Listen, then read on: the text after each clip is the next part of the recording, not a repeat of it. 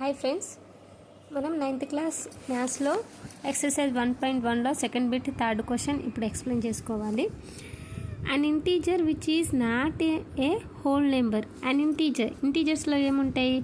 0, positive numbers and negative numbers.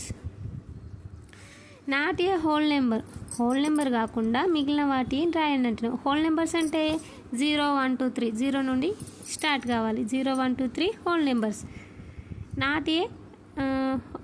Not a whole number. ఇవి whole number కాకుండా మిగిలిన ఏమైనా answer. An integer which is not a whole number అంటే -1, -2, -3 so on. ఫోర్త్ది, a number which is natural number, whole number, integer, rational number.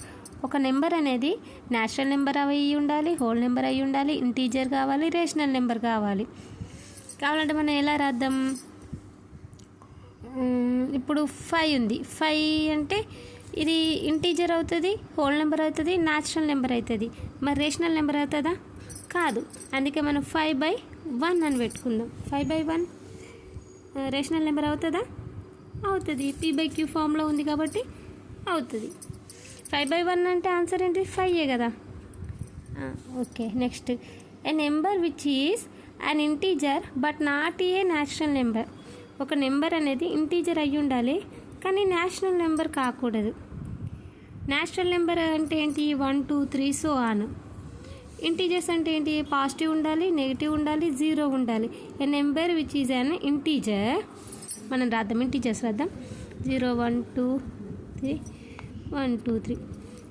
Not a natural number. Natural number second నుండి start అయితే 0 నుండా 1 నుండి ఇవి తీసేస్తున్నాం.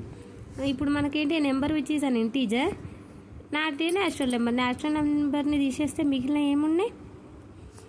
3, -1, -2, -3. మన answer is 0, -1, -2, -3 so on. Okay, next వీడియోలో మనం third bit చూద్దాం.